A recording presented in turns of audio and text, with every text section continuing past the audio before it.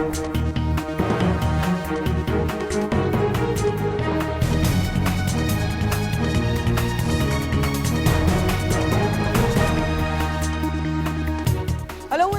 to our special series, The Town Hall, where we bring you the biggest newsmakers and the biggest achievers face to face with questions from a live audience of young university students. Now, as the Modi government completes 2 years in office, it's 2 saal Modi Sarkar. Once again, there will be a debate on how much the government has achieved and what it promised to achieve but was unable to.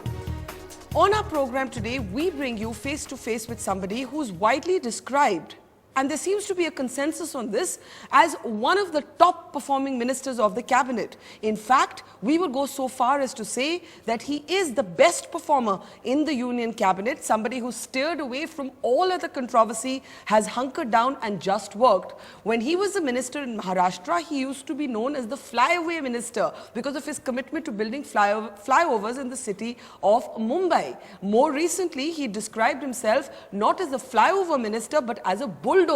What exactly did he mean? Let's have a big round of applause for our guest on the program today, Minister Nitin Gadkari.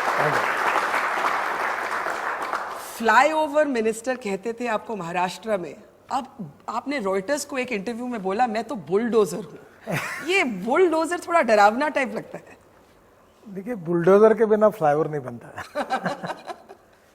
पहली बात तो ऐसी है कि हमारे देश में infrastructure को विकसित करने की आवश्यकता है। मैंने हमारे ऑफिस में एक अमेरिकन प्रेसिडेंट जॉन केनेडी का वाक्य लिख कर रखा है कि American roads are not good because America is rich, but America is rich because American roads are good. Water, power, transport and communication, ये 4 चीजों के सिवा न उद्योग आएंगे, न खेती बढ़ेगी, न रोजगार मिलेगा, न देश आगे जाएगा।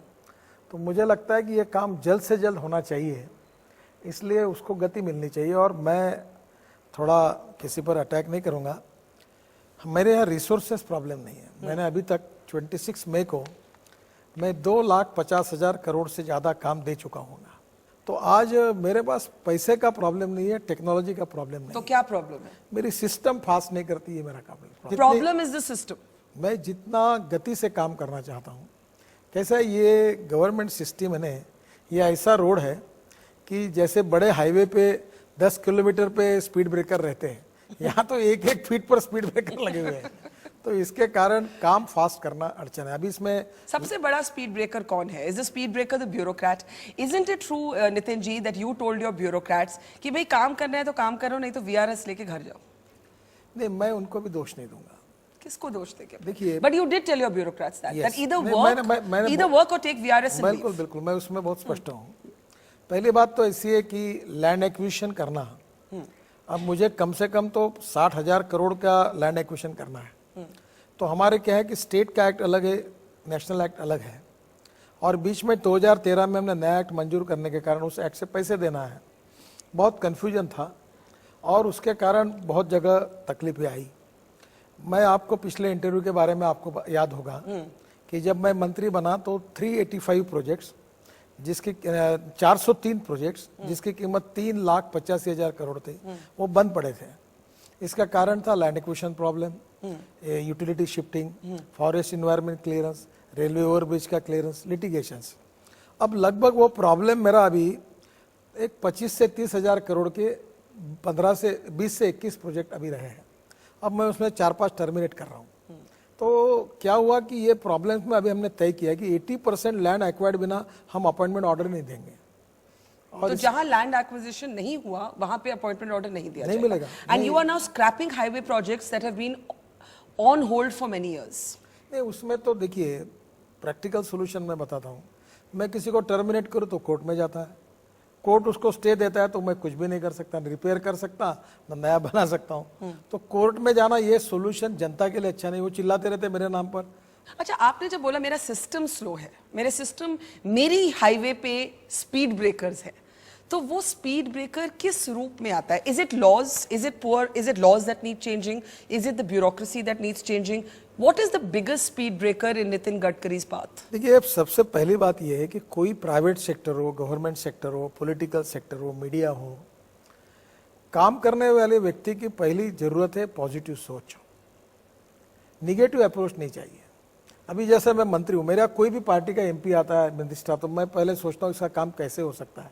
डोंट ब्रेक द लॉ पर बेंड द लॉ। तो ये पहले तो सरकार में ऐसे आधे लोग हैं कि वो तुम कुछ भी पूछो ये काम कैसे नहीं हो सकता, अपनी विद्वत्ता का उपयोग करके आपको समझाएंगे कि कैसे नहीं हो सकता। तो that is the problem. So first सकारात्मक सोच, पॉजिटिव सोच, fast track decision making process, team spirit and commitment. How have you kept yourself totally free from any controversy? आपके कुछ सहयोगी हैं, वो कुछ ना कुछ कहते रहते हैं, कभी वो नेशनलिज्म की डिबेट में फंस जाते हैं, कभी वो पाकिस्तान की डिबेट में फंस जाते हैं, कभी वो हिंदुत्व की चर्चा में फंस जाते हैं। माना जाता है you are the minister closest to the Nagpur establishment, but you have not got into a single controversy related to identity politics, which to me is also a big achievement. I mean, don't we agree? Isn't that a big achievement? मैं आपको कैसे, how have you managed that? देखो, आप पहली बात तो आप समझने की कोशिश करिए, मैं प्रोफेशनल पॉलिटिशियन नहीं हूँ, यानी मेरी जान मेरी खुर्ची में और सत्ता में नहीं अटकी हुई है। मैं बहुत बड़ा नेता भी नहीं हूँ। मैं ये समझता हूँ कि politics is a instrument of socio economic reform, और मैं अपने जीवन में, मेरी क्षमता कम है, मैं नहीं चाहता कि पूरा आसमान फटा हुआ है, मेरी ताकत नहीं है। मैं देश के लिए और समाज के लिए मेरे इसमें कितना कर सकता हूँ। जैसे मैंने उत्तराखंड का हादसा देखा, जो लोग मर गए, मुझे बड़ा दुख हुआ। तो मैंने आने के बाद मिनिस्टर में पहले कहा कि नए रोड बनाओ। देहरादून से मैं बद्रीनाथ, केदारनाथ, गंगोत्री, यमुनोत्री 12,000 करोड़ रुपए खर्चा करके ऑल वेदर रोड, अभी कोई हादसा नहीं होगा। कल मैं हिमाचल प्रदेश में था, मैं गया उस दिन 12 लोग मर गए, मैं घर पे आया तो 8 लोग मर गए। तो मुझे कभी कभी लगता है कि मैं जिस स्पीड से काम कर रहा हूं, मैं लोगों की जान नहीं बचा पाऊंगा। 5 लाख एक्सीडेंट हो रहे, 3 लाख लोगों के हाथ पैर टूट रहे, 1.5 लाख लोग मर रहे। देश में 52 लाख किलोमीटर की रोड लेंथ है, उसमें से केवल 96,000 किलोमीटर नेशनल हाईवे था, वो 2% से भी कम है। और देश का 40% ट्रैफिक 2% रोड पर था। और मैं जैसा आकर बोलता था कि इसको हाईवे बनाओ, तो जैसे कोई आंख पर चिल्ला देते, सर क्या हो रहा है, सर क्या हो रहा है। मैंने कहा लोग मर रहे हैं, आपको क्या समझ? बिल्कुल नहीं, मैं 96,000 किलोमीटर को 2 लाख किलोमीटर कर रहा हूं, और अभी तक मैंने 1,50,000 किलोमीटर डिक्लेयर कर दिया है। इससे क्या होगा कि 80% ऑफ ट्रैफिक जो है वो नेशनल हाईवे पे आएगा। वो 4 लेन सीमेंट कंक्रीट रोड बनेंगे दोनों बाजू में, तो उसमें सुरक्षा की बात होगी, लोगों की जान बचेगी। 22% ऑटोमोबाइल ग्रोथ है, और हम नेशनल हाईवे नहीं बढ़ा रहे थे। अब जैसे दिल्ली है, दिल्ली में मैंने एक ही दिन में 20,000 करोड़ के काम शुरू किए। अभी वो वेस्टर्नली बाईपास जो सुप्रीम कोर्ट में केस चल रही थी, पलवल से मानेसर एक रोड का मैंने इनॉग्रेशन किया।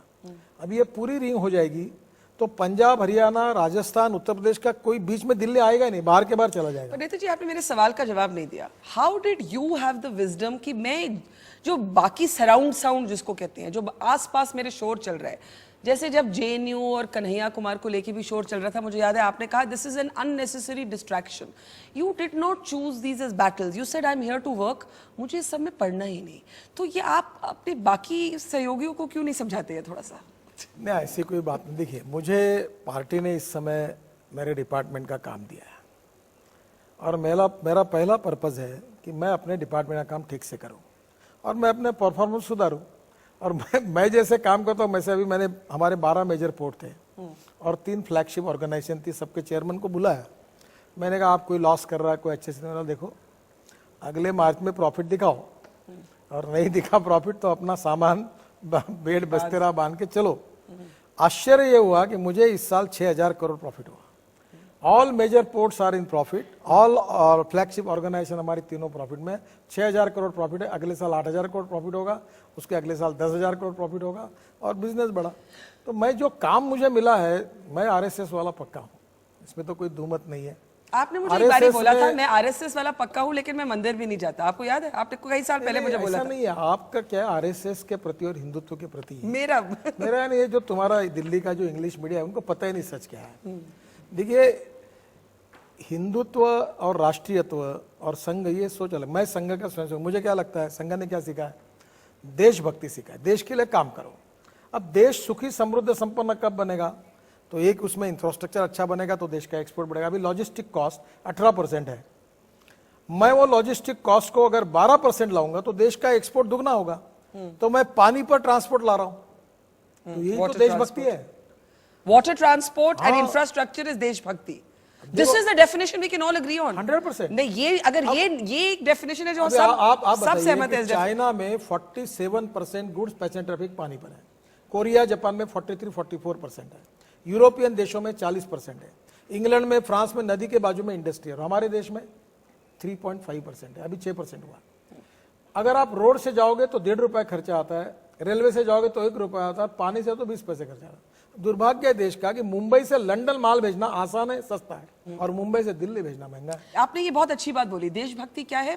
To do my job, and my job is infrastructure, water transport, improve the state of the roads. I think nobody would have a problem with this definition of देशभक्ति। लेकिन जब मंत्री लोग आरएसएस की leadership से मिले, पिछले साल में आपने देखा lots of ministers met with the RSS, तो जब बीजेपी कहती है कि भाई आरएसएस एक कल्चरल ऑर्गेनाइजेशन है, सरकार नहीं चलाती, then why were the ministers meeting with the RSS? देखिए ये जैसे ये जितने सब्जेक्ट आप चलाते हैं ना रोज चर्चा में, ये फुकट के, इसको कोई मतलब नहीं। फुकट के? हाँ, उसका कोई यूजलेस है, जीरो वैल्यू इसकी। मुझे बताइए, कोई आरएसएस कोई आदेश नहीं देता, कोई सलाह नहीं देता। तो वो मुलाकात क्यों हुई फिर? अरे भाई, हम लोग आरएसएस स्कूल ऑफ थॉट से संबंधित हैं। अब जैसे हमको लगता है कि भाई जाना चाहिए, मिलना चाहिए, आशीर्वाद लेना चाहिए, लोग मिलते हैं। सरसंघ चालक ना कोई आदेश देते हैं, वो एक ही कहते हैं कि देश के हित में काम करो। But don't you think that meeting reflected the RSS having a say in the running of the government? आप देखो, आप जो लोग मुझसे जानते हैं, मैं बहुत पकड़ आदमी हूँ, साफ बोलता हूँ, झूठ कभी नहीं बोलता, मेरे ऊपर विश्वास रखो। आरएसएस ना रिमोट कंट्रोल है, ना आरएसएस कोई गाइड करता है। हमारी अपॉइंटमेंट से लेकर इसके लिए कोई आरएसएस का कोई लेना देना नहीं है। आरएसएस का संबंध होता है आइडियोलॉजिकली, जो कुछ बातें उसके बारे में वो आग्रही रहते हैं। दूसरी बात ऐसी कि देश के लिए आप अच्छा काम करिए, देश की सुरक्षा करिए। तीसरी बात है कि वो यही कहते हैं कि हम एक अच्छे नागरिक बने, हम एक अच्छे नागरिक बने, देशभक्त नागरिक बने। उनके अपने व्यूज है, कुछ लोगों को पढ़ते होंगे, कुछ लोगों को नहीं पढ़ते होंगे। दुनिया में आरएसएस का विरोध जितना कर लिया, जिन्होंने जितना पटकना उतना पटका है, पर मोदी जी प्रधानमंत्री बने। आखिर ऐसा है कि हम अच्छा काम करेंगे तो लोग, अभी मैं आप नागपुर में हूँ, आप आई थी मेरी लोकसभा में, 40% मुस्लिम लोगों ने मुझे वोटिंग किया है, और मैंने छुपाया नहीं। मैंने कहा देखो, आप याद रखना, ऐसा 10,000 की मीटिंग में कहा था कि मैं आरएसएस वाला हूं। कल आपको कोई और कहेगा, अगर आपको 25-30 साल में मैं जातिवादी और सांप्रदायिक दिखता हूं तो मुझे वोट मत दीजिए, अगर मैं ठीक लगता हूं तो मुझे वोट दीजिए। लोगों ने मुझे वोट दिया। तो ऐसी बात है नहीं है, ये image versus reality, ground reality versus perception, और ये दिल्ली की राजनीति, दिल्ली की मीडिया, ये सब परसेप्शन पर ही चलती रहती है। दिल्ली की मीडिया तो उसी को रिस्पॉन्ड कर रही है जो वो देख रही है। अगर वो देख रही है कि मंत्री और आप नीचे आइए, आप गांव तक आइए, गांव, गरीब, मजदूर, किसान के दुख दर्द को समझिए, ग्रास रूट के प्रॉब्लम्स को देखिए। मैं सच बताता हूँ कि जो दिल्ली का हायर पॉलिटिकल सर्कल है, हायर मीडिया सर्कल है, ये इंडिया है, और जो सच्चाई है वो भारत है। दुर्भाग्यवश भारत की सच्चाई इंडिया के कानों तक नहीं पहुँचती। इसमें और भी बहस हो सकती है, but we have to take questions. Iqra Mansoor, let's get the mic to Iqra. Nitin ji, how do you feel as being described as among the best performing ministers or the best performing minister at a time जब माना जाता है, आपने देखा होगा हाल में अरुण शौरी ने कहा Modi ji is running a one man government, a presidential government, he is a narcissist। लोग कहते हैं ये सरकार सिर्फ मोदी सरकार है, इसमें और कोई परफॉर्म नहीं, कुछ लोग कहते हैं। देखिए, this is the first time in the history of the country the Prime Minister is with a vision, with a commitment, and with a administrative ability, with a initiative. उनकी अपनी कल्पना है। देखो, सपने अच्छे देखना कोई भी देख सकते हैं, पर सपने देखे हुए सपनों को रियलिटी में लाना ये बहुत कठिन काम होता है। मोदी जी की विशेषता है कि वो सपने देखते हैं, फिर उसको रियलिटी में लाने की ताकत से कोशिश करते हैं, और उसके कारण काफ़ी परिणाम भी मिलते हैं। पर एक सच्चाई है, मैं कोई बेस्ट परफॉर्मेंस मिनिस्टर हूँ ऐसा मुझे नहीं लगता। मेरा एडवांटेज ये है कि मैं रोड बनाता हूँ, पोर्ट्स है मेरे पास, तो मेरा जो काम है वो देख सकता है। बहुत से मिनिस्टर ऐसे कि उनका काम दिख नहीं सकता, तो वो भी अच्छा काम कर रहे हैं, मैं भी अच्छा काम कर रहा हूँ। ना मैं कोई क्लेम करता हूँ कि मैं अच्छा मंत्री हूँ। आज मेरे 2 साल पूरे हो रहे हैं, मुझे अब 3 साल और हैं, शायद उसके बाद फिर से सत्ता आ सकती, पर आज मेरा 3 साल का पीरियड है। अब मुझे वनडे क्रिकेट जैसा खेलना है। मैं एक भी बॉल, वनडे क्रिकेट की T20 मैं क्रॉस बैट से भी खेलना चाहता हूँ। हर बॉल पे छक्का चौका लगाना चाहता हूँ, क्योंकि मेरे पास टाइम की कमी है। अब मैं पहले जब मंत्री बना तो मैं कह रहा था 5 लाख करोड़ के काम करूंगा। अब फिर से अब मेरा इंटरनल प्लान बहुत बड़ा है। अब मैं 5 साल जब पूरे होंगे तो मैं कम से कम 15 लाख करोड़ से ज़्यादा काम इंफ्रास्ट्रक्चर के करना चाहता हूँ, इसलिए मुझे समय की कमी है। Go ahead with your question. Good evening, sir. So my question to you is that you have claimed that highways are being constructed at an all-time high rate of 20 kilometers per day, as presented in the budget. But the target for 2016-17 was 41 kilometers per day. And you have also said that your personal dream is of 100 kilometers per day. So while it is commendable that you have increased the rate for more than what was done by Congress rule. So But is you're this... saying why have you fallen short of the target? But still you are falling आपको short of थोड़ा your सा own सुधारता हूँ। targets. मैं जब मंत्री बना तो लगभग 2 किलोमीटर पर डे आया था। आज मैं आपसे बात वैसे यूपीए उस नंबर को कंटेस्ट करती है, वो कहती है हमारा नंबर भी 11 और 15 के बीच में था। ये आपने देखा होगा उनका बयान, उन्होंने नंबर आगे दिया। रिकॉर्ड है। अब मेरा आज का टारगेट 20 किलोमीटर है और 26 मई को जब मैं पूरा करूंगा तो मैंने डिक्लेयर किया था 30 किलोमीटर पर डे। मेरा टारगेट 26 मई में 30 किलोमीटर पर डे था, पर शायद मैं पूरा नहीं कर पाऊंगा। मैं 24-25 पे अटक जाऊंगा, ऐसा लगता है। क्योंकि मैं भी रिव्यू लिया और अभी अगले साल के लिए मैंने एनएचआई में और सब जगह मीटिंग ली है। तो अगले 26 मार्च से अगले 26 मार्च तक मैं 41 किलोमीटर पर डे के हिसाब से काम करने जा रहा हूँ। ये टारगेट ऑफिशियली मैंने सबको दिया है। और पर डू यू फील कि मेरा जो अपना टारगेट था, जैसे वो पूछ रही हैं, You said 100 kilometers. That was really nice if it works 100 in the same kilometre way. ये मेरा टारगेट है, उसकी पूरा होगा इसकी मेरे पास कोई गारंटी नहीं है, पर 41 किलोमीटर पूरा होगा। और 100 किलोमीटर ये मेरा छुपा एजेंडा है जो मैं, क्योंकि नहीं तो मुझे ये अगले कार्यक्रम में बरखा जी पूछेगी आपने 100 कहा था उसका क्या। तो 100 इज नॉट माय पर यूपीए आपको चैलेंज करती है on this figure of 2। Let's get the mic to the next question. Arun, Nitin ji, ये यूपीए चैलेंज करती है, उन्होंने भी नंबर्स रखे, उन्होंने कहा हमने भी 11 और 14 के करीब किलोमीटर की कंस्ट्रक्शन 15 के बीच में की अभी थी। कैसा है कि छोड़ो कल की बातें, कल की बात पुरानी, नए दौर से हम लिखेंगे नई कहानी। अब मैं यूपीए के बारे में बोलूं तो इतनी बातें वहां हैं कि विरासत में कुछ तो बोलिए। एक ही बात, दिल्ली से जयपुर और दिल्ली से देहरादून, यही लोग हैं। दिल्ली से जयपुर रोड बंद पड़ा था, कॉन्ट्रैक्टर भाग गया था। मैंने अभी 52 फ्लाईओवर पूरे किए उस रोड पर, 13 बैंकर्स थे और कम से कम 10 मीटिंगें कराई है। अभी भी थोड़ा उसका पैसा कम पड़ रहा है। बैंकों को कैसे मैंने लाए पैसे, धमकाया मैं बिल्कुल टर्मिनेट करूंगा प्रोजेक्ट करके। और ये ऐसे अनेक प्रोजेक्ट बंद पड़े थे। दिल्ली से लुधियाना काम बंद पड़ा था। अब ये देखिए, जो वो कहे रिकॉर्ड है, डेट वाइज है, स्टैटिस्टिक है, वेबसाइट पर है। 2 किलोमीटर तक आया था, पर एक समय वो भी करते तब 10-11 किलोमीटर गया था। पर बाद में 2.5 साल में यूपीए के सरकार के काल में इन्वायरमेंट फॉरेस्ट मिनिस्ट्री ने एक रोड के फाइल पर साइन नहीं किया। कैसे रोड बनेंगे? आप अगर ये कोई इन्वायरमेंट फॉरेस्ट की परवानगी नहीं देगा, कोई यूटिलिटी शिफ्टिंग नहीं कर पाएगा, कोई कोर्ट स्टे देगा, तो कितना भी इफेक्टिव मंत्री क्या कर सकता है? Okay, next question Arun. Sir, मैं आपसे पूछना चाहता हूँ, जैसा आपने कहा रोड्स बन रही हैं, डेवलपमेंट हो रहा है, इंफ्रास्ट्रक्चर में डेवलपमेंट हो रहा है sir, but are this road going to last? पहली बात तो ऐसी कि रोड पहले कितने प्रकार के आप समझ लीजिए। कुछ शहर म्यूनिसिपल कॉर्पोरेशन के अंडर है, कुछ रोड जो है वो स्टेट गवर्नमेंट के अंडर है, कुछ रोड है वो नेशनल हाईवे है। तो पहली बात तो मैं अब सीमेंट कंक्रीट रोड बना रहा हूँ। अब मुझे पता नहीं आपने मुंबई पुणे एक्सप्रेस हाईवे पे कभी गए होंगे, जो मैंने बनाया वो कंक्रीट का है। और मैं नागपुर में भी कम से कम 250 से 300 किलोमीटर सीमेंट कंक्रीट रोड बना रहा हूँ। मैं 2 जनरेशन की गारंटी, आपके बेटे की, उसके बेटे की, 3 जनरेशन की गारंटी देता हूँ, कोई खड्डा नहीं रहेगा। ऐसे ऐसे रोड बन रहे पेवर से, और उसके ऊपर इतने अच्छे रोड बन रहे कि आप कोई प्रॉब्लम नहीं आएगा आपको। और मैंने बनाए हुए रोड में, जो मैंने बनाया अभी 2 साल में, एक भी रोड पर अगर कोई आपको खड्डा दिखता है तो आप मुझे बिल्कुल इनको बताइए, ब्रेकिंग न्यूज लगा देना। दूसरी बात, ये रोड सीमेंट, एक भी खड्डा मिले तो ब्रेकिंग न्यूज लगा दो, एक भी। बिल्कुल कोई चिंता नहीं। नए रोड जो मैं कंक्रीट के बना, मिल ही नहीं सकता खड्डा। इसका कारण मैंने इतने रिच डिजाइन है वो। जब मुंबई पुणे हाईवे आप देखोगे ना, अभी मैं 98-99 में बनाया, आज 15 साल हो रहे हैं, वो आपको खड्डे नहीं, मेंटेन थोड़ा बहुत करना पड़ता है, पर वो नहीं है। दूसरी बात, 285 लाख टन सीमेंट मैंने बुक किया है मेरे पास। मेरी एक साइट है इनाम, और 120, 130, 140 रुपए बैग, 160 रुपए बैग से सीमेंट है। मैंने जब कहा कांक्रीट रोड, इन्होंने 350 भाव किया था और मैंने सबको बुलाकर कहा, ये सोमवार को मीटिंग करके कार्टेल करते थे, भाव बढ़ाते थे। मैं अभी 10 सीमेंट फैक्ट्री भारत सरकार के चलाने के लिए लेने वाला हूं, मेरे फाइल तैयार है।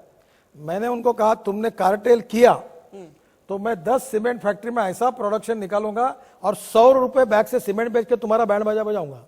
तुम रीजनेबल प्रॉफिट पे कहा। अब मेरे पास 285 लाख जी, आपने एक मूवी देखी होगी, जाने भी दो यारो, देखी? उसमें था एक लाइन, थोड़ा खाओ थोड़ा फेंको। तो जब कोलकाता में फ्लाईओवर गिरा तो मुझे वो पिक्चर याद आई, क्योंकि वो उसी का था कि कैसे सीमेंट को मिलाकर मटेरियल्स और कार्टेल्स होते हैं, करप्शन होती है in construction. It is a big area of corruption. देखिए, मैं आपको, आप सबको बताता हूं और आपको भी कह रहा हूं, हमारे यहाँ वही 100-150 कॉन्ट्रैक्टर हैं, बड़ी बड़ी कंपनियां हैं। और मैं ये बोलने का धाड़स इसलिए कर सकता हूं कि एक कॉन्ट्रैक्टर मेरे पास नहीं आता। आपको अंधेरे में भी किसी ने कहा कि काम के लिए मुझे मिनिस्टर को मिलना पड़ा और पैसे देने पड़े, तो आप जो कहे मैं सजा भुगत लूंगा। मैंने कहा कॉन्ट्रैक्टर आना नहीं, सब ही टेंडर हो गए, क्वालिटी के बारे में किसको छोड़ूंगा नहीं। जो बुलडोजर की बात कही, मैंने कहा तुमने गड़बड़ की तो बुलडोजर के नीचे डलवा दूंगा, वो याद रखना, तुम काम ठीक से करो। कॉस्ट ऑफ कंस्ट्रक्शन को कम करना और क्वालिटी ऑफ कंस्ट्रक्शन को इंप्रूव करना। तो पहली बात, हम आज हमारे फील्ड में आप कहीं किसी को भी पूछो, कॉन्ट्रैक्टर को, सब आप भी जानते हैं, सबको 1 रुपया किसी को देने की जरूरत नहीं है। ट्रांसपेरेंसी है, करप्शन फ्री है, ई टेंडर है, और 12 बजे टेंडर ई टेंडर होता है और 3 बजे वर्क ऑर्डर मिलता है। Okay, let's take the next question. Aditya Verma. So my question is, like, we all saw odd even being implemented. Some said it worked, some said it was a waste. But sir, among this chaos, why hasn't the government intervened to aid the development of the broken footpaths and cycleways? But let's first get an odd even. Oh, you're saying that more paths like cycle paths and all would have helped pollution. Odd even, आपके लिए ये success है कि failure है? मेरे कोई comments नहीं, क्योंकि आपके दोस्त अरविंद केजरीवाल का स्कीम है इसलिए। नहीं, मैं आपको एक बात बताता हूँ, मेरा कोई comments, you are the transport minister, how can you have no view on odd and even? Luckiest man के ऑल कांग्रेस चीफ मिनिस्टर मेरी बहुत तारीफ करती है। ऐसी बात देखो, मैं आपको बात नहीं, क्यों कोई व्यू क्यों नहीं? अगर व्यू इसलिए नहीं है, कोई भी अच्छी भावना से कोई प्रयोग करता है तो आदमी ने प्रयोगशील रहना चाहिए। अगर प्रयोग सक्सेसफुल हुआ तो अच्छी बात है। आपको क्या लगता है अभी तक ये जो प्रयोग है ये सक्सेसफुल है कि नहीं? देखो, इमीडिएट कुछ ऑप्शंस है, कुछ मिड टर्म ऑप्शंस है, कुछ लॉन्ग टर्म ऑप्शंस है। प्रॉब्लम यह है कि दिल्ली का बेसिक प्रॉब्लम यह है कि दिल्ली में पंजाब, हरियाणा, उत्तर प्रदेश, राजस्थान जाने वाला ट्रैफिक दिल्ली बीच में आता है। तो पहले हम दिल्ली का रिंग रोड मैं बना रहा हूँ, फिर मुझे मालूम नहीं पर एक मुकरदमा चौक से हरियाणा जाने का रास्ता है 8 लेन, वो बना रहा हूँ। फिर एक 14 लेन रोड बना रहा हूँ दिल्ली से दासना, ये स्वामीनारायण मंदिर के पास से एक फ्लाईओवर है यमुना के ऊपर से, उसका काम शुरू हो गया। फिर दासना से मेरठ एक्सप्रेस हाईवे बना रहा हूँ, एक्सिस कंट्रोल, उसमें 3 लेन एक्सिस कंट्रोल है। मुझे लगता है दिल्ली में मैं 8 एलिवेटेड रोड बना रहा हूँ। अब आपको बताता हूँ मजाक, मैं रोज एयरपोर्ट से आता हूँ, रोज मुझे धौला कुआ के पास वो जो मिलिट्री का रोड है ना, रोज मैं ट्रैफिक जाम में फंसता हूँ।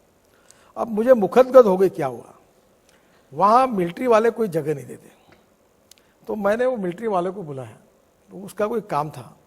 मैं बोला तुम्हारा काम नहीं करता, रोज मेरे को 1.5 घंटा, मैं भुगत भोगी हूँ। सुबह नागपुर से निकलता हूँ पार्लियामेंट आने के लिए, 9:15 बजे नागपुर से दिल्ली जल्दी आता हूँ और दिल्ली से घर जाने के लिए 1.5 घंटा लगता है। इस रोड को पूरा करके डिजाइन बनाकर, उसके मैंने नहीं बनाया, कंसल्टेंट को अपॉइंट किया, मिलिट्री वालों की जगह तोड़ दो करके कहा मैंने, और अभी रोड पूरा बाइंडिंग हो रहा है और मैं पूरे इस रोड का ट्रैफिक जाम खत्म कर दूंगा। और इससे अब दूसरा आपको सिग्नेचर और हीरो होंडा, वो 4 फ्लाईओवर में बना रहा हूँ जो प्रोजेक्ट में नहीं थे, 2 गुड़गांव में अंडरपास बना रहा हूँ, और उसके कारण एकदम आपका स्मूथ होगा। ऑड इवन का जवाब ही नहीं दिया आपने, सक्सेस और फेलियर। वो तो आप जैसे, आप कब से इतने डिप्लोमेटिक हो? आप जैसे विद्वान पत्रकारों के अध्ययन का विषय। ये देखिए, जब आपका मन हो तो मैं विद्वान, जब आपका मन नहीं हो तो ये दिल्ली की मीडिया ऐसी। नहीं, ऐसा जहाँ तक आप पर्सनली हो, it's always for pleasure for me to give you interview. आपके प्रति तो मेरा बहुत अच्छा सम्मान है। देखिए, मैं आपको एक बात बताता हूँ, आज अगर कोई आदमी एक अच्छी कॉज के लिए कोई प्रयोग करता है, करने दो, सक्सेस होगा तो रखो, नहीं रखा तो मत रखो। Okay, Virendra Jain. Virendra Jain, I wanted to talk about the toll tax charged by the government. I have a figure before I ask my question, that as per one of the studies that I read in the Google, The IIM Kolkata and TCI had made a survey of 17 odd roads, and they say it is estimated that economy lose 87,000 crores, 87,000 crores, which include 27,000 crores due to delays and 60,000 crores for the loss of fuel. When we as taxpayers, we are paying you the tax, why are you charging us again a double taxation to us? पहली बात तो इन्होंने जो बात कही वो सच है। वाईएम का रिपोर्ट मुझे भी मिला, 87,000 करोड़ देश का नुकसान होता है, और इसलिए अब सब हमारे देश में 380 टोल प्लाजा हमारे हैं, और अभी सब जगह पर फास्ट ट्रैक चालू, एक स्टिकर है और 3 नेशनलाइज्ड बैंक से, बड़ी बैंकर्स है और कुछ इंस्टीट्यूशंस है। आप वो स्टिकर लगाइए, जैसे आप मोबाइल फोन चार्ज करते हैं वैसे आपका वो स्टिकर चार्ज होते जाएगा और आपको कोई पैसा देने की, रुकने की जरूरत नहीं है। तो ये But you're still paying it, और आप रुकेंगे नहीं, लेकिन वो तो कह रहे हैं हम पैसा दोबारी क्यों दें? देखो वो साफ बात कह रहा हूँ आपको मैं, if you want good services you have to pay for it. अगर ये कार्यक्रम आपने 5 स्टार होटल में लिया तो आपको 50,000 रुपए देने पड़ेंगे। अगर फोकट में चाहिए तो रामलीला मैदान पर मैं और आप खड़े रहेंगे। टैक्स और ले लीजिए ना जी, टैक्स और ले लीजिए, बट व्हाई डबल? सर मैं समझने की कोशिश करता हूँ, कोई, मैं जन्मदाता हूँ इस टोल का। हिंदुस्तान का पहला PPP road Thane Bhiwandi bypass ये मैंने शुरू किया था, ये मजबूरी में शुरू किया है।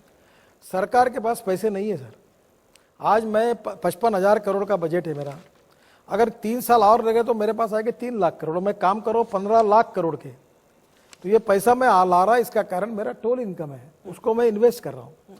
देखो इस देश में जो इंफ्रास्ट्रक्चर है बहुत ही बेकार है, सरकार के पास पैसे की कमी है। आपको 2 ऑप्शन चूज करना है कि बजट है कि मुंबई में मैंने 55 फ्लाईओवर बनाए, ये फ्लाईओवर बनाने के लिए 25 साल लगते अगर गवर्नमेंट बजट से बनते हैं, ये मैंने 8 महीने में बनाया। इसका कारण मैंने 4,000 करोड़ प्राइवेटली खड़े किए, इसलिए कर पाया, लोगों को रिलीफ मिला। दूसरी एक बात आपको बताता हूँ, ये आपका केवल टैक्स पेयर का नुकसान नहीं है। मुंबई से पूना आने के लिए पहले 9 घंटे लगते थे, अब 2 घंटे में आते हैं। अब मुझे बताओ 7 घंटे अगर आपकी गाड़ी कम चलती है, आपका टाइम बचता है, आपका फ्यूल बचता है, तो आपको टोल देने में क्या अड़चन है? Megha Bhargav, Megha, let's get Megha the mic quickly. My question is a little out of context here. Today, the party president Amit Shah held a press conference where he displayed PM Modi's original degrees. And after that, it was followed by another press conference by the Aam Aadmi Party saying that what all he showed was absolutely fake and there were discrepancies in the original degrees and what Mr. Amit Shah displayed. So, either the chief minister is lying, and if we go on to believe him, that means that the Prime Minister has doctored his degrees. So I would like to know what is your take on it. Also, we have... Let him respond to that. He's just saying either या मुख्यमंत्री सच नहीं बोल रहे या प्रधानमंत्री सच नहीं बोल रहे, ये सिटीजन इसको, ये जो एक झगड़ा है, how should a citizen view this झगड़ा? मैंने आज ही सुना, एक्चुअली मैं दिन भर ऑफिस में था कि प्रेस को, मुझे अभी उसकी डिटेल मालूम नहीं, पर सुबह 10:30 बजे हम प्रधानमंत्री के यहाँ 4-5 लोग इकट्ठा होते हैं, तो मैं 101% बताता हूँ कि उनके पास उनकी पूरी डिग्री है, ऑथेंटिक है, और इसके साथ कोई उन्होंने गलत काम नहीं किया है। नितिन जी एक कहानी बताइए, आपने ऑड इवन पे तो बड़ा डिप्लोमेटिक सा जवाब दिया, लेकिन मुझे ये भी याद है जब एक डेफेमेशन केस आपने अरविंद केजरीवाल के खिलाफ फाइल किया, अल्टीमेटली पहले तो उन्होंने कहा मैं जेल जाने के लिए तैयार हूँ, लेकिन वो विड्रॉ भी हो गए उस केस से। अब वो आपको मिलते हैं, बड़े आप लोग स्माइलिंग फोटोग्राफ्स लेते हैं, एक दूसरे को थैंक यू बोलते हैं, क्यों आप और अरविंद केजरीवाल अपने आप को दोस्त कहेंगे अब? देखिए पहली बात, कल का आपको फोटो नहीं मिला क्या वीरभद्र सिंह जी का? मैं वही कह रही हूँ कि आपकी दोस्ती क्रॉस पार्टी दोस्ती, लेकिन केजरीवाल ने आपको निशाना बनाया था। He accused you of corruption, you filed a defamation suit against him. क्या अब ये माना जा सकता है कि आप उनसे नाराज नहीं है? You have no bitterness, you have no anger, you consider him a political friend? देखिए इंडिविजुअल लेवल पर जो बातचीत होती है वो इथिक्स से कहता है कि उसको कभी पब्लिक नहीं करनी चाहिए।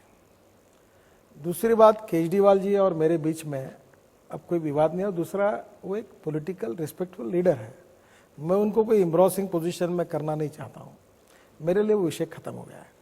दूसरी बात, आपको एक बात, हमारे महाराष्ट्र की बहुत अच्छी परंपरा है, हम सब पार्टी के लोग एक दूसरे के यहाँ शादी में जाते हैं, हमारी रिलेशन होती है, बातचीत करते हैं।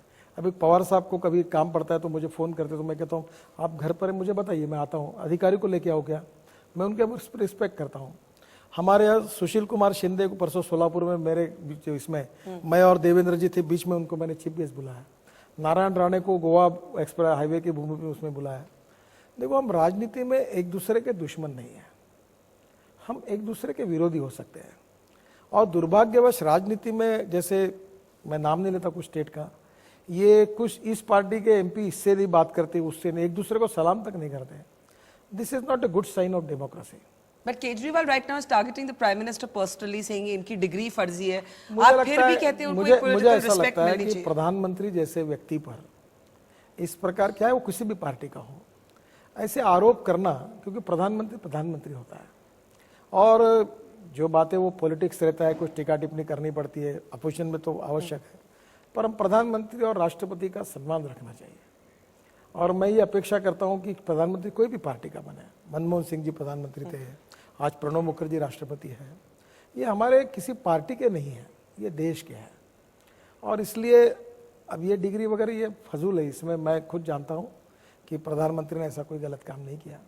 अब ये चलते रहता है, पर हम लोग राजनीतिक मतभिन्नता को अलग जरूर लोकतंत्र में रखें, पर हम एक दूसरे का, इसलिए मेरे घर पर सभी पार्टी के नेता आते, एमपी आते। आप एक काम करो, सीपीएम से लेकर तृणमूल कांग्रेस से लेकर कांग्रेस तक किसी भी एमपी को उठाकर फोन लगाओ जो मेरे यहाँ कभी आया होगा, तो मैं पूछता हूँ तो वो बोलते हैं आपने हमारा काम किया। मैंने बोला आप भारत में नहीं रहते, मैं बीजेपी का मंत्री नहीं हूँ, मैं देश का मंत्री हूँ और मुझे देश के रोड अच्छे बनाने, केवल बीजेपी के एमपी के कॉन्स्टिट्यूशन नहीं बनाने, तो वो आप जो हो सकता है मैं करूंगा। आप So आइए is all forgiven and forgotten with Arvind Kejriwal?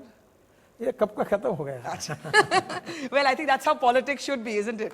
I think the audience certainly agrees. Next question, Arvind. This is not Arvind Kejriwal, of course. The Bombay High Court has evicted the IPL from having matches in the state cricket grounds, and the matches are being rescheduled. And the reason for this being the water drought, scarcity yeah. and the drought. Yes. Although this is a really good way to combat it, but don't you think there are several other ways to combat this, which talk to the people directly, like asking them to turn off their taps or many other things like that? So don't you think this is being done because IPL is more of a soft target? What do you have to say about this? देखिए, पहली बात तो ऐसी है, ये मुझे Indian express के अड्डा पे भी सवाल पूछा था। वानखेड़े स्टेडियम पर लॉन है, तो चाहे मैच हो या ना हो, लॉन जिंदी रखने के लिए रोज पानी डालना ही पड़ेगा। मतलब पानी बचता नहीं अगर आईपीएल नहीं डालना ही पड़ेगा, नहीं तो लॉन सूख जाएगी। जैसे अब दिल्ली में अगर मेरे घर पे लॉन है तो मुझे 2-4 दिन में पानी डालना ही पड़ेगा। इसमें कैसा है कि रिसाइकलिंग ऑफ वाटर होना चाहिए। जैसे मैं नागपुर में हूँ, हमने हमारे टॉयलेट के पानी को 18 करोड़ में बेच दिया महाराष्ट्र सरकार को, तो रिसाइकलिंग ऑफ वाटर से वो करे, लॉन को यूज करे, ये भी कह सकते हैं। मैंने मजाक में कहा, मैं बहुत हाई कोर्ट का सम्मान रखता हूँ, पर आपने मुंबई में मैच कैंसिल करने के बाद कोई देवेंद्र फडणवीस कोई टैंकर लेके वो पानी लातूर तो नहीं पहुंचा सकते। तो आखिर लातूर का पानी का प्रॉब्लम और मुंबई का इसको जोड़ना कितना उचित है, ये भी सोचना होगा। दूसरा, अगर मैच होती तो अगर ये भी निर्णय हो सकता था कि भाई आप 125 करोड़ रुपए आपको रेवेन्यू मिला है, आप ये पानी के लिए लातूर को दे दो, या दोनों मैच वालों को कहते टीम को भी आप 50-50 को डाल के और 200 करोड़ दे दो। तो मुझे लगता है कभी कभी मीडिया में और इसमें भी ऐसी बातें चलती रहती है, पर प्रैक्टिकल आधार पर मैं कोर्ट के प्रति पूरा सम्मान रखते हुए मुझे लगता है कि वो मैच न होने से महाराष्ट्र का 150 करोड़ का नुकसान हुआ और वो पानी तो लातूर नहीं पहुंच पाया। तो it is up to the people, वो डिसाइड करे। इसलिए कभी ना कभी हमारा लोकतंत्र जुडिशरी, एग्जीक्यूटिव विंग, मीडिया और लेजिस्लेटिव विंग 4 स्तंभों पर खड़ा है और हमारे संविधान ने सबके अधिकार और कर्तव्यों को डिफाइन किया हुआ है। हम अपने अपने अधिकार और कर्तव्य में अगर रहकर काम करेंगे तो देश आगे जाएगा। अगर कोर्ट को अगर यही सब बातें करने हैं तो उनके लिए ऑप्शन है, वो भी रिजाइन करे, चुनाव लड़े और मिनिस्टर बने और इम्प्लीमेंट करें। पर वो जो मिनिस्टर काम कर रहा है वो अगर कोर्ट करना चाहेंगे तो गड़बड़ हो जाएगी। तो आप कह रहे हैं जज is trying to be a politician here. ऐसा मैं पहली बात कहूंगा कि मैं जजेस के प्रति सम्मान रखता हूं। वो डिस्क्लेमर लगा के, पर मुझे लगता है कि सरकार का चलाना काम है। अब मुझे बताइए कि बहुत सी बातें ऐसी है कि जो सरकार के नियमों में होकर ठीक से नहीं होती होगी तो कोर्ट उस पर जजमेंट दे सकते हैं। पर आप ही मुझे समझाइए, मैं आपको सवाल पूछता हूँ कि लातूर को पानी पहुंचाना है और मैच कैंसिल हो गई, तो ये बचा हुआ पानी कौन पहुंचाएगा मुंबई का? Is it possible? ये संभव है? उल्टा उससे अगर 125-150 करोड़ मैच का प्रॉफिट महाराष्ट्र सरकार को मिला हुआ टैक्स 2 करके 200-250 करोड़ अगर लातूर को दे देते पानी के लिए, तो वहां कम से कम 25 चेक डैम बनते और अभी इस साल सूखा नहीं आता। तो एक तरह से जुडिशियल ओवररीच कह रहे हैं आप इसको, दखल अंदाज। नहीं, मैं कुछ नहीं कह रहा हूँ। ना कहते हुए कह चुके, कह दिया जो कहना था। There is a difference between letter and spirit. मेरे स्पिरिट को आप समझिए, और ये बहुत देश के लोगों को भी लगता है। पर नितिन जी कई बारी उल्टा भी होता है, कई बारी गवर्नमेंट्स फैसला लेती हैं and courts come in to correct the balance. अब मैं आपके ही प्रदेश के बारे में बात करती हूँ, जो एक बीफ बैन रखा गया, अब कोर्ट से उसकी एक मॉडिफिकेशन जजमेंट आई है, स्लॉटर मना है, लेकिन वो कहते हैं कि किसी को खाना हो तो हम कोई रोक नहीं, किसी को इंपोर्ट करना हो तो कोई रोक नहीं, सिर्फ स्लॉटर मना है। तो वुड यू से दिस इज एन इम्प्रूवमेंट? क्योंकि पिछली साल जब ये बैन हुआ था और आप इसी प्रोग्राम पे बैठे थे, आपने हंस के कहा भाई देखो मैं तो खाने का बहुत शौकीन हूँ, मैं इसमें बोलूँ तो ठीक नहीं रहेगा। अब आपको क्या लगता है? मैं सुधारता हूँ, मैं शुद्ध शाकाहारी हूँ, मैं नॉन वेजिटेरियन बिल्कुल नहीं हूँ और मैं खाता नहीं। पर मैं इस केस में मैं आपको बताता हूँ, जो भी कोर्ट का जजमेंट है उसका सम्मान करना चाहिए। और इस केस में पर्टिकुलरली कोर्ट का जजमेंट है, उन्होंने अपने जुडिशरी के हिसाब से जो फैक्टर्स को कंसिडर करके दिया हुआ है, हम लोग उसको हमारे लिए बंधनकारक है, उसको स्वीकार करें। But do you think the Fadnavis government was fair, या हरियाणा में जो हुआ है कि आप लोगों को कह रहे हैं क्या खा सकते हैं क्या नहीं? Any judgment given by the court, उसको लोकतंत्र में सरकार ने एक्सेप्ट करना चाहिए। एज अ फूड लवर आपने मुझे कहा था ना कि भाई मैं, आप मुझे अभी तक याद है आपने क्या बोला, आपने कहा मैं तो अभी इस प्रोग्राम के बीच में सोच रहा हूँ कि मैं घर जाके क्या खाऊंगा। देखो मेरा तो वजन 35 किलो मैंने कम किया है, पर मैं आज ही मैंने एक 7 मंजिली, अभी आज भूमि पूजन हुआ, 7 मंजिली कार पार्क बना रहा हूँ, और उस कार पार्क में ऊपर में कॉफी हाउस बना रहा हूँ, उसके लिए अलग लिफ्ट रख रहा हूँ ट्रांसपोर्ट भवन में। और मैं दिल्ली का सबसे, मुंबई का, क्योंकि दिल्ली के रेस्टोरेंट उतने अच्छे नहीं है, मुंबई का एक अच्छा रेस्टोरेंट है सबसे रिनाउंड, उसको बोला कि तुम आओ दिल्ली, ताकि पार्लियामेंट में जो आप जैसे मीडिया के लोग हैं सबको बड़ा मुंबई के जितने वो सब मिल पाए। तो मैं अब थोड़ा खाता हूँ, अब मेरा खाना बहुत कम हो गया। तो मुंबई में मैं जाता हूँ तो मुझे होटल वाले पहचानते हैं, तो बोलते हैं साहब क्या गलती हो गई, आप कुछ खा नहीं रहे। ये क्या, ये तो आपका मैंने कहा कैरेक्टर कि बदल गलती गया। आपने नहीं, मैंने किया, मैं ज्यादा खा नहीं सकता। ये बहुत बुरी बात है, आपका पर्सनालिटी चेंज हो जाएगा अगर आप। हाँ हुआ ना, अभी 35 किलो वजन कम किया, मेरी एनर्जी बढ़ी और अच्छा काम कर। But are beef bans productive issues? जैसे आपने जेएनयू को कहा unproductive issue, is beef ban a productive issue? देखिए ये तो 24 घंटे जिनको मीडिया चलाना है उनको सब प्रोडक्टिव। सरकार इतना, तो सरकार भी दे रही है, आप भी ले रहे हैं, आप चर्चा करें, सुनने वाले सुन रहे हैं, मैं नहीं देखता। I don't want to waste my time for all this things. Well, at least you agree that it's a waste of time, and I would agree with that. You spoke of road accidents in the beginning. We actually have here a road rage survivor. Nitin ji, ये road rage भी एक, क्योंकि traffic jam, सड़कों पे लड़ाइयाँ होती हैं। Nabeel Rizvi, where is Nabeel? मैं आपको एक थोड़ी सी अच्छी बात बता दूं, जी। इनके सवाल पूछने के लिए। अभी मैं आने के पहले जो मीटिंग में था, अभी हम लोग ऐसी मेडिकल वैन तैयार कर रहे हैं, क्योंकि मेरे ध्यान में कल हिमाचल में 8 लोग आज मर गए, कल मर गए और परसों मर गए, मैं वही था। मैं बड़ा, तो आज मैंने तो मुंबई से, हमारे मुंबई पुणे एक्सप्रेस हाईवे पर एक अच्छी एजेंसी काम कर रही है, उनके पास क्या है कि एम्बुलेंस में ही बस काटने का औजारे है, वहाँ मर्सिडीज का पावरफुल इंजन है, उसके ऊपर सब चलता है, तो तुरंत काट के वो आदमी को बाहर निकाल सकते हैं। तो आज ही मैंने सेक्रेटरी को, हम ऐसी स्कीम बना रहे हैं कि हम ऐसी एम्बुलेंस बनाएंगे जो कार और बस को तुरंत काट सकती है, आदमी को बाहर निकाल सकती है, उसमें 3 लोग रह भी सकते हैं, उसमें ईसीजी भी होगा, ऑक्सीजन का सिलेंडर भी होगा, ट्रीटमेंट भी मिलेगी और ट्रेन लोग भी होंगे। पर आप देखेंगे कि दिल्ली में आप देखते हैं कि ट्रैफिक जाम ही होता है कि एम्बुलेंस को भी रास्ता कोई देता नहीं, तो this traffic is a big issue. But your own experience in your question. Sir, I'm a road rage survivor. I met with an accident on Yamuna Expressway where a truck hit my punctured car, which was parked in the side lane of the mud lane of the Yamuna Expressway. And it's like I was with my friends, so they took me to the hospital and I survived.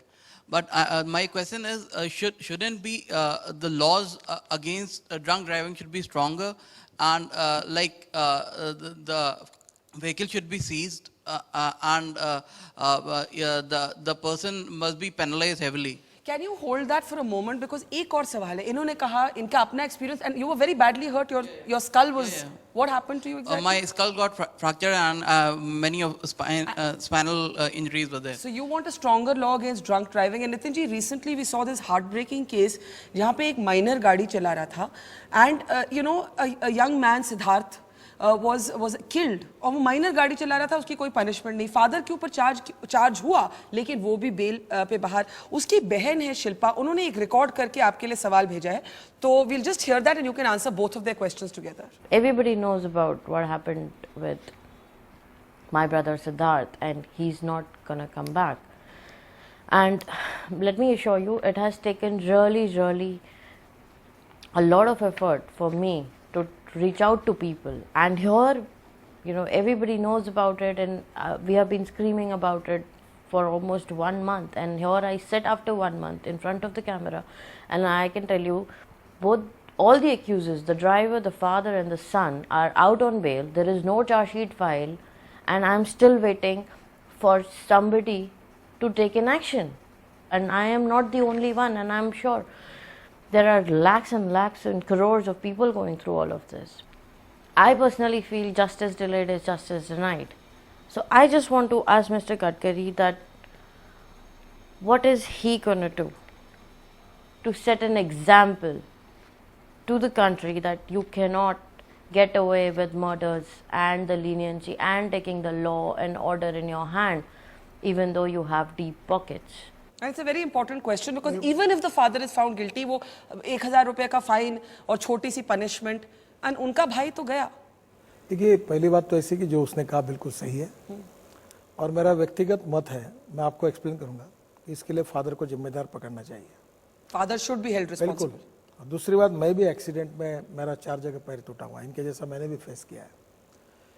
मैंने 1 साल से motor vehicle act को सुधार कर America, Canada, Japan, Germany, Argentina, UK, Singapore, world bank के मदद से एक नया एक्ट बनाया.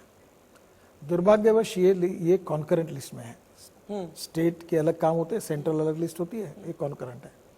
इसको बहुत विरोध हुआ और ये पड़ा हुआ है. मैंने यूनुस खान करके जो राजस्थान के पोर्ट्स अपना ट्रांसपोर्ट मिनिस्टर है, उनके अध्यक्षता में कमेटी अपॉइंट की. उनके 3 मीटिंगें हुई और एक प्रिलिमिनरी रिपोर्ट भी उन्होंने मुझे दे दिया है, और उसमें ऑल पार्टी के है. और ये जो सुझाव अभी जो है, ये मैंने उनको दिया है. Sir, but even if the father is found guilty in the Siddharth Sharma case, वो लॉ ही इतना यहाँ सॉफ्ट बदल है. रहे लॉ, उस आने वाला लॉ ऐसा आएगा. पर मैं इसलिए थोड़ा संभाल के बोल रहा हूँ कि ये जो ट्रांसपोर्ट मिनिस्टर की जो कमेटी मैंने बनाई है, वो मुझे रिपोर्ट दे रहे हैं, और हमारे एक्ट पर अध्ययन करके उनका रिपोर्ट मुझे शायद 15 दिन महीने भर में आएगा. और नेक्स्ट पार्लियामेंट सेशन में ये मेरे जो ब्लैक स्पॉट है, मैं 2 साल में जो नहीं कर सका, उसमें से एक विषय ये है. और ये तुरंत रिपोर्ट आने के बाद एक्ट में पार्लियामेंट में मंजूर होगा. और वो जो कह रही उसने उसके भाई को गंवाया. इनके साथ जो दारू पीकर आता है, वो भी प्रॉब्लम है. किसी ने एक्सीडेंट हुआ, मेरे समय पेड़ था, मैं लीडर ऑफ अपोजिशन था, रेड लाइट गाड़ी थी मेरी, और मेरे पुलिस वाले को कैटरेक्ट हुआ था. सामने पायलट गाड़ी थी, बाद में कमांडो की गाड़ी थी, मेरी गाड़ी थी, फिर 4 पे पूरा सिस्टमैटिक मेरा एक्सीडेंट हुआ. मेरा पूरा परिवार उसमें गया, पूरी गाड़ी चिपक गई. और मैं इस एक्सीडेंट के प्रति बहुत संवेदनशील हूँ. ये एक्ट नया आएगा, 1.5 लाख लोग मरते हर साल. मैं सबसे कितने रोड बनाऊँ और कितने पोर्ट बनाऊँ, इससे भी ज़्यादा मेरे लिए हाईएस्ट प्रायोरिटी है कि मैं कम से कम 50% लोगों की जान बचाऊँ. और ये विषय मैंने बहुत संवेदनशील मन से लिया है, चाहे उतना पैसा इसके लिए खर्चा करेंगे. एक्सीडेंटल स्पॉट के लिए 11,000 एक्सीडेंटल स्पॉट्स, 11,000 करोड़, और 726 ब्लैक स्पॉट मैंने आइडेंटिफाई करके उसका काम शुरू किया है. ये जो हिट एंड रन केस है, do you not think it should be treated almost like culpable homicide? वो तो ये तो अभी जो लॉ है उसमें तो मैं कल्पेबल होमिसाइड पर टिप्पणी नहीं करूंगा. But the father should be punished strongly, बिल्कुल स्ट्रांग, सिवियर पनिशमेंट, 100%. उसको सीवियर पनिशमेंट, क्योंकि देखिए आपके कॉन्ट्रैक्ट लॉ में क्या है, the master is responsible for the act of his servant. तो कहीं ना कहीं अब जब हम लोग मानते तो ये माइनर है, कहीं भी गाड़ी लेके घर से निकलता है, मर्सिडीज गाड़ी, बड़े लोगों का बेटा, और जाके लोगों को मार देता है, ऐसे निरपराध लोगों को, उस परिवार का कितना नुकसान हुआ है. तो ये उसके माता पिता की जिम्मेदारी नहीं है, क्यों गाड़ी उसके हाथ में गई. और इसलिए मुझे लगता है इसमें बहुत सीवियर पनिशमेंट होनी चाहिए. कल्पेबल होमिसाइड की मैं बात नहीं करूंगा, पर सीवियर पनिशमेंट, हाँ बिल्कुल. पर इसके लिए जो हमारी मिनिस्टर का ग्रुप है वो रिकमेंड करेगा, और मेरा व्यक्तिगत मत है कि मैं उनके दुख और दर्द को समझ सकता हूँ, और मैं भी भुगत भोगी हूँ. ये दूसरी बात इसने कही, ये जो ट्रक ड्राइवर वाले, आपके यहाँ हम लोग रोड सेफ्टी के लिए बहुत आप काम करती है, आपके चैनल भी मदद करती है. ट्रक ड्राइवर ने न पहले चैनल में नहीं चलना चाहिए. वो सब स्लो स्पीड से पहले इसमें जाते हैं, और उसकी स्पीड कम होती है. तो इसमें धीरे धीरे रूल्स ऑफ रोड के बारे में हम लोग जो 5वीं, 6वीं, 7वीं क्लास में हम लोग कुछ लेसन्स उस रीजनल लैंग्वेज में दे रहे हैं. और मैं आपसे अनुरोध करूंगा कि रोड सेफ्टी के बारे में ये जो लोगों का प्रशिक्षण है, इसमें आप भी अभी एनडीटीवी का एक प्रोग्राम मुंबई में हुआ था, गेटवे ऑफ इंडिया, और वो स्पॉन्सर हुआ था, मैं उसमें था, और उसमें इस पे चर्चा हुई, और आपका टीवी अच्छा काम कर रहा है। तो मुझे लगता है इसको और प्रोग्राम को देकर लोगों को हमको समझाना होगा। But we must have a change in law. आपको एक मालूम है, देश में 22% ड्राइवर के शॉर्टेज है। अब मैं ऐसी नई स्कीम ला रहा हूं कि जिसमें देश में कम से कम 4000 ड्राइवर ट्रेनिंग सेंटर्स हो, और कंप्यूटर परीक्षा ले और डिक्लेयर करे उसमें। अच्छा, और एक बात बताता हूँ, इस देश में 30% लाइसेंस बोगस है। बोगस? हाँ, अगर इनको भी मैं पूछूं कि आप में से कितने लोग हैं आरटीओ में जाके आपने ड्राइविंग टेस्ट देके दिया, ये इमरान सिंह क्वेश्चन में आ जाएंगे। पत्रकारों को पूछो तो वो भी जवाब नहीं। मैं तो गाड़ी चलाती नहीं, इसलिए मुझे आप एम्बैरेस नहीं कर सकते। Nitin ji, last question before we end. आपने एक बार ही कहा बहुत ऑनेस्टली, क्योंकि आप बहुत ब्लंट है, कि बीजेपी का माइंडसेट कुछ ऑपोजिशन पार्टी का रहता है, रूल हम भूल जाते हैं कि हम रूलिंग पार्टी है। सो डू यू थिंक कि वो माइंडसेट अभी भी थोड़ा चल रहा है? देखो, आप एक बात समझ लीजिए आप, कि मेरे जीवन में मैंने कम से कम 30 साल अपोजिशन पार्टी में काम किया। मैं स्टूडेंट लीडर था। मेरा एक्सपर्टाइज क्या था, मैं एजिटेशन करता था, बंद करता था, घेराव डालता था, बस रोकने का काम करता था। यही जिंदगी भर 25-30 साल किया। अभी मैं मंत्री बना हूं, तो जो 30 साल मैंने सीखा है, जिसका मुझे अनुभव है, जिसका मुझे रोज की आदत है, अब उसको जाने के लिए थोड़ा समय तो लगेगा। तो अभी वहां तक पहुंचे नहीं, Sometime अभी माइंडसेट ऑफ रूलिंग पार्टी पे पहुंचे नहीं। अभी देखो, कोई भी होता है, एक जो आदमी एक काम 25 साल करता है तो उसको एक्सपर्टाइज हासिल हो जाता है। दूसरा काम करने के लिए उसको माइंड सेटअप बदलने के लिए थोड़ा समय, अभी हम बने हैं। अभी आप मुझे जवाब दे रही है, कितना भी मुझे कहे आप बड़े ब्लंट हो, आप कहे, तो मैं नहीं बोलने वाला हूँ, क्योंकि मैं समझ गया ये ट्रैप में क्या मैं फंस जाऊं। चलिए, one thing that effects everybody, diesel cabs को लेके बहुत झगड़ा है।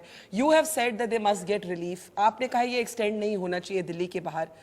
आपने कहा कि कोर्ट की हम रिस्पेक्ट करते हैं, लेकिन इस मुद्दे पे अभी मेरे पास करीब 150 ड्राइवर आए थे, मैं अभी ऑफिस से आया हूं।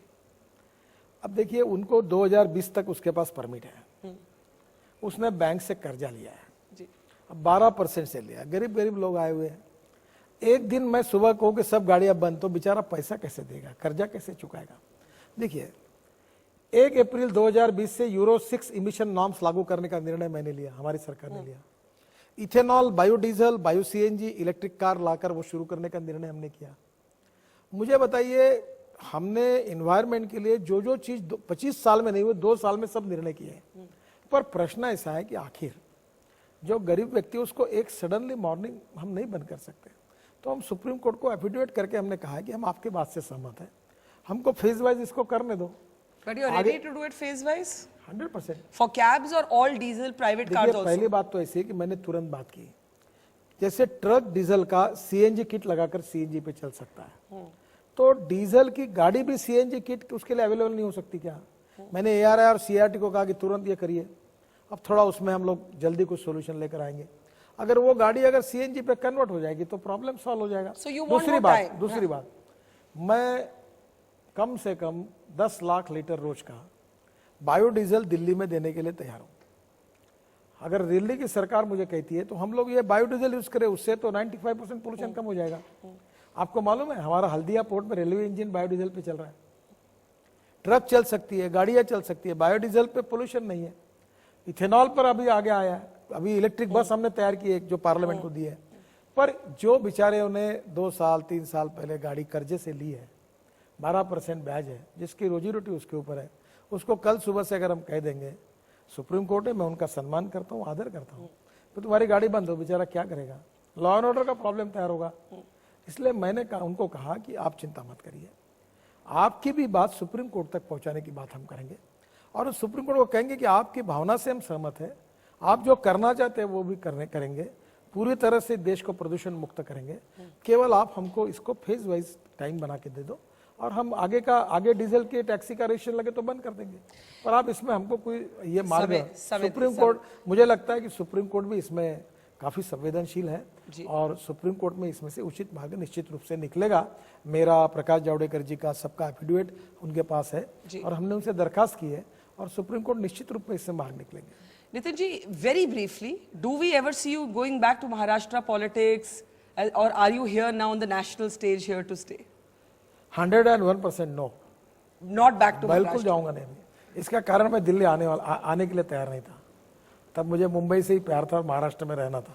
अब दिल्ली से प्यार है कि नहीं? नहीं, अभी क्या हुआ कि मैं अब गंगा को साफ करने का काम उमा भारती के साथ कर रहा हूँ, ये बद्रीनाथ केदारनाथ का कर रहा हूँ। मुझे अभी वो अपना मानस सरोवर को नया रोड उत्तराखंड से बना रहा हूँ। अब मैं एक्सप्रेस हाईवे दिल्ली से कटरा, दिल्ली से Jaipur, So no going back to Maharashtra politics. अभी मैं यहाँ से जुड़ गया हूँ, अब नहीं जाऊँगा। That is good to know as a Delhi wala. Let's have a big round of applause for Union Minister Nitin Gadkari.